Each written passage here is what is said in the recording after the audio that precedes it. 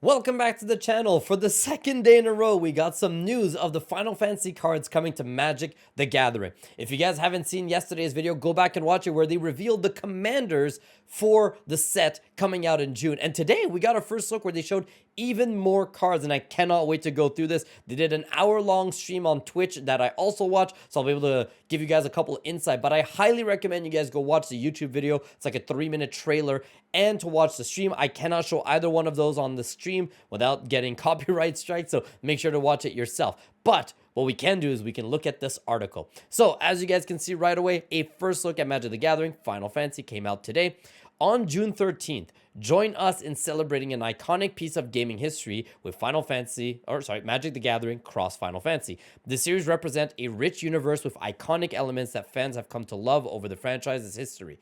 You'll see characters from every mainline Final Fantasy game, each depicted through the lens of Magic the Gathering. So they talked about in the stream that they have all 16 games represented. They started working on this product 4 years ago, and in that time, Final Fantasy 16 did come out, but they said that yes, they're gonna have some stuff from that game also being represented, which is really cool. So if you guys were concerned that 16 might not make it because it's a newer game, don't worry, they officially confirmed it is happening.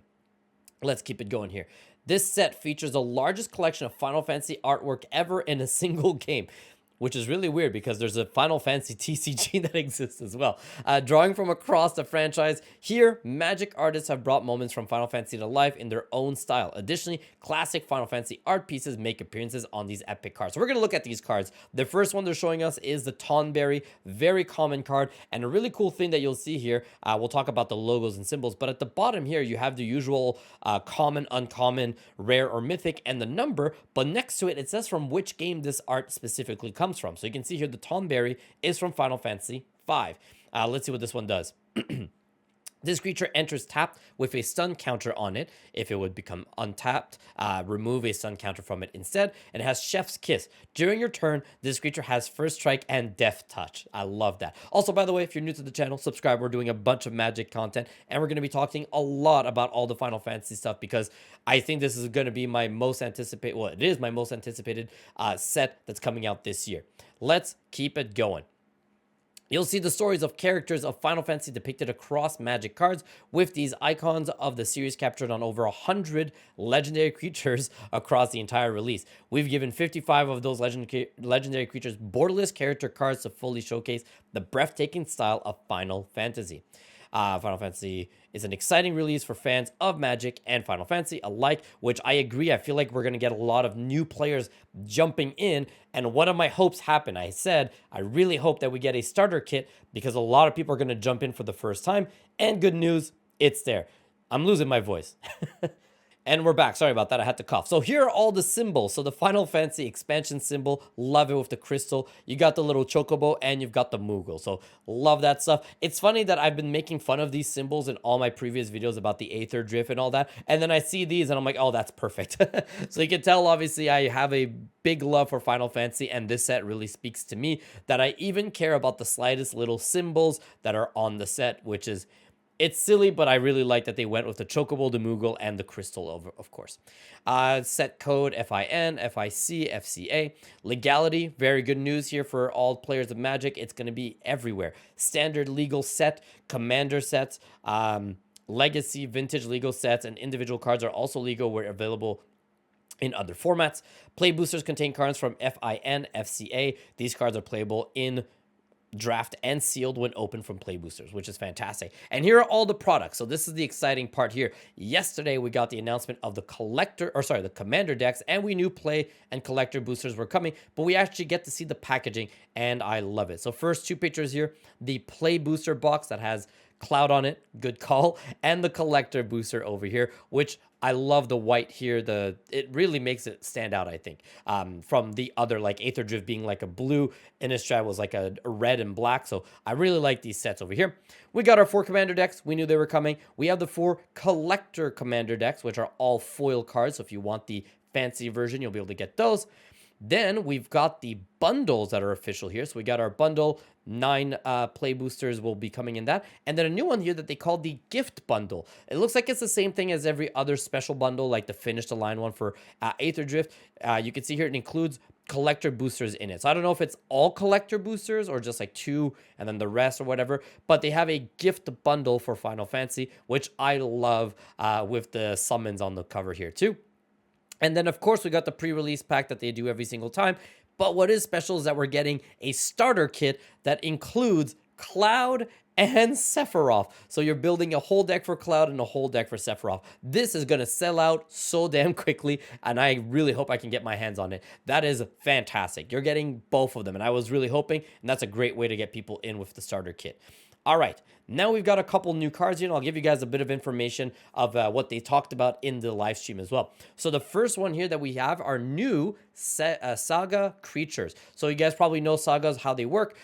Every turn, certain events happen. But the new thing that they have this time around is that they're also mixed with creatures. So this is their way of bringing the summons from Final Fantasy to the game. So you can see here on turn 1 and 2, a certain thing will happen, which is Heavenly Strike. Tap a target creature in opponent's control. Put a stun counter on it. Pretty simple. So turn 1 and 2, you can do that. And on turn 3, you do its ultimate ability, which is the Diamond Dust. You draw a card for each tapped creature your opponent controls, and it's a 4/5. But the way it works is that it still goes away at the end of turn 3. So you get a creature for 1 or 2 turns, and then it goes away like the Saga does. So very, very good way to keep it thematic with the summons of Final Fantasy. And as you guys can see here, they also have these new borderless, and it's going to be a traditional foil as well for them. And what's cool is that they said this is the first time they're ever going to have sagas that are going to be borderless. So like this full art like this, first time ever. And I want to say it looks awesome. I love the art for this one here. So same exact card. One is the basic version, one is the borderless, and you'll be able to get the foil of it. And it's a really cool new mechanic, and I really like how they made the sagas, creatures, to work with the summons. Next up, we got some double face cards. We already knew how those work. So we have Emmett Selch Unsundered here. This is from Final Fantasy 14. Okay, so I was going to say, I don't know this character, but that's because I've never played the MMO. Also, by the way, if you're new, subscribe, but also comment, what's your favorite Final Fantasy game if you liked it? And if you're not, what do you think of this set? Do the cards still look fun even though you're not a fan? Let me know. All right, so Emmett Selch Unsundered. He's a legendary creature, Elder Wizard, 2/4, Vigilance. Whenever this card enters or attacks, draw a card, then discard a card. And at the beginning of your upkeep, if there are 14 or more cards in your graveyard, you may transform. I love that they went with the 14 for Final Fantasy 14. Very cool. And that becomes Hades, Sorcerer of Eld. Vigilance, Echo of the Lost. During your turn, you may play cards from your graveyard. Interesting. You just play from your graveyard. That's insane. If a card or token will be put into your graveyard from anywhere, exile it instead. That seems like it's going to be a really strong card because you're going to build up your graveyard with Emmett Selch here first, right? By discarding cards every single time. And then when you transform, you can just start playing your graveyard as if it's a second hand, which is really strong. So that seems like it's going to be a very powerful card. Like us, you probably spent hours leveling up your character, grinding for gear, and preparing your spells for battle, only to fall to 1 HP, cast your last spell that kills the boss monster, and suddenly hear music you've never heard before, revealing a more powerful boss monster. Yep, I love that. Hey, Garland's here. Fantastic. Garland being one of the first Final Fantasy 1, one of the first bosses here. I'm sure it has something with chaos as well. It does. I'm gonna guess it's chaos. Yeah, it's chaos. Okay, sweet. Cool. Okay, so he transforms into chaos. Whenever you cast a non-creature spell, survey 1, and then oh my god, spend 2 blacks, 2 reds, and 3 colorless. Return this card from your graveyard to the battlefield, transformed. Activate only as a sorcery, and he comes back as chaos. God, I love that. If you guys haven't played Final Fantasy 1. Very important. I mean, it doesn't hold up, but it's still a fun time. Flying, when chaos dies, put it on the bottom of its library, of its owner's library, and it's a 5/5. Very cool. Very cool. Man, I'm so excited for this set. Double face cards return in Final Fantasy by casting the front face of the cards for its mana cost and fulfilling its required conditions. You can transform it to experience its alternate form.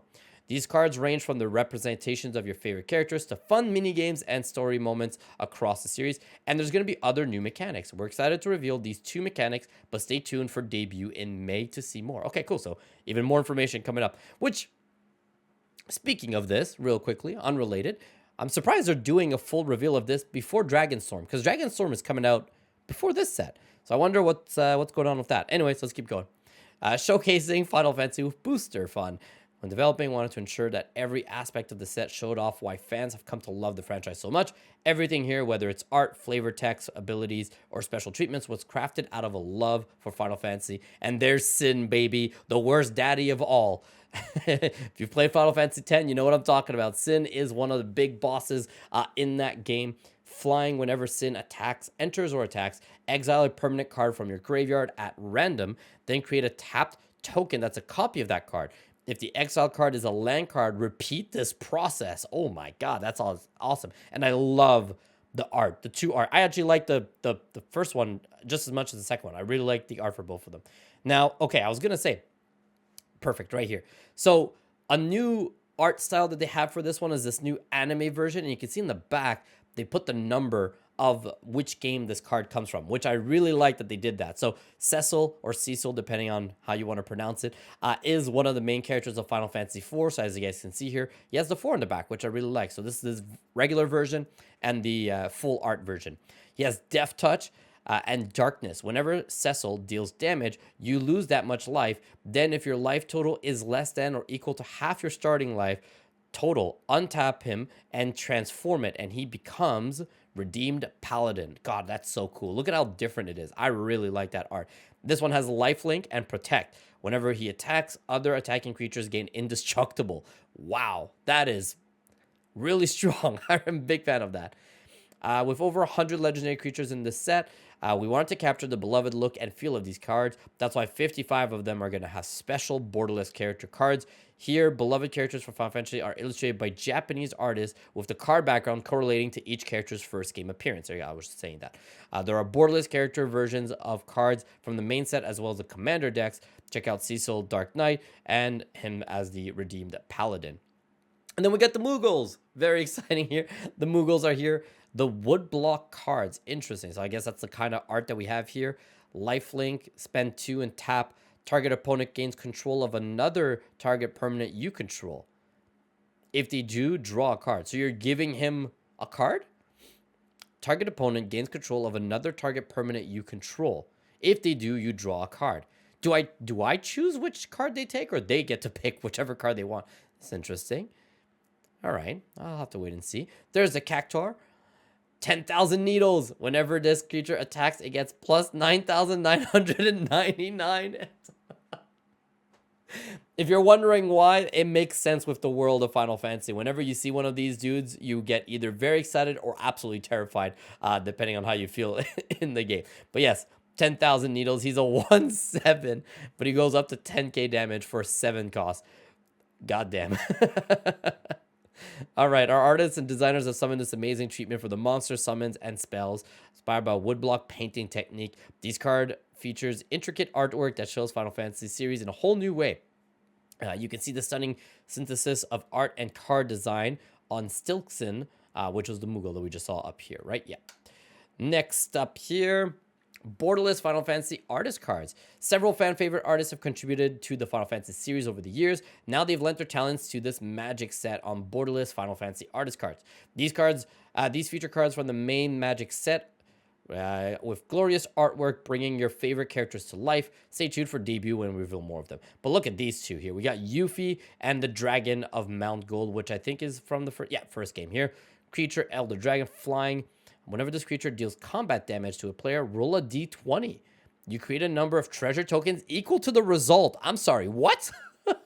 Hold up. When this creature deals combat damage to a player, you roll a d20 and you create a number of treasure tokens equal to the result.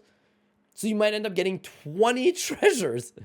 Jeez, okay. That seems really strong. And then Yuffie, hopefully she's just as strong here. Commander Ninjutsu. Oh, interesting. I don't remember what Ninjutsu is. That's from, I know it's from the Kamigawa set and probably a couple old ones, but I don't remember what it does. Whenever a ninja you control deals combat damage to a player, reveal the top card of your library and put that card into your hand. Each opponent loses life equal to that card's mana value. Okay, that's pretty cool. Not as strong as a dragon here, but still pretty strong. Interesting. Final Fantasy II The Ages showcase iconic magic cards. For example, check out Yuriko, the Tiger's Shadow as Yuffie. These cards are from a bonus sheet for the set featuring existing artwork from Final Fantasy series, which highlight artists such as Yoshitaka Amano and Tetsuya Nomura. names that Final Fantasy fans will definitely recognize. Yes. And of course, we got some secret lair coming. Let me know what you think of that. As long as it's better organized than what they did with the Marvel set, I'll be excited. And as long as it's not anything exclusive, like if it's, I don't know. Don't be like, oh, Final Fantasy 16 is secret lair and all the others are in like as long as it's a good mix and it's nothing too crazy, I'll be okay with it. And there you go. That's the article here. So what I do, like I said, I highly recommend everybody, if you get the chance, go watch the live stream. It was an hour long. They have a lot more information there, and they broke down a lot more how the cards work, at obviously them being the developers of it. But overall, I am so excited for this. If you guys didn't hear how much I was gushing all over it yesterday and here, I'm a huge fan of the Final Fantasy series. Some of my favorite games of all time, every single one of them that I've played. I've never played the second one and the third ones. I played 1, 4, 5, 6, 7, 8, 9, 10. Never played 11. I only played half of 12. Not the biggest fan of that one. 13, never really fell in love with that one either. Missed out on 14. I liked 15 more than most people, and 16 is one of my favorites as well. So love to know what you guys think. Are you excited? Tell me everything. I can't wait. This is not a hot take, but this is something you guys need to know. I might just fully skip Dragonstorm. I think that there's so much Final Fantasy content that I want that financially, if I want to be smart here, I think I should just skip. If they have commander decks, I might pick up 1, maybe 2 Dragonstorm commander decks, but I might fully skip it and save up as much of my Magic finances to buy everything from this. I want the collector commanders. I want the starter kit. I want both bundles. I want as many collector boxes that my wife will let me get. So yes, I'm very excited for this. This is extremely hyped. So let me know if you're as excited as I am. Is there anything I'm missing that makes it not as exciting as I think it is? Let me know. Thank you guys so much. Subscribe for more. We'll see you guys soon with more. Take care. Bye-bye.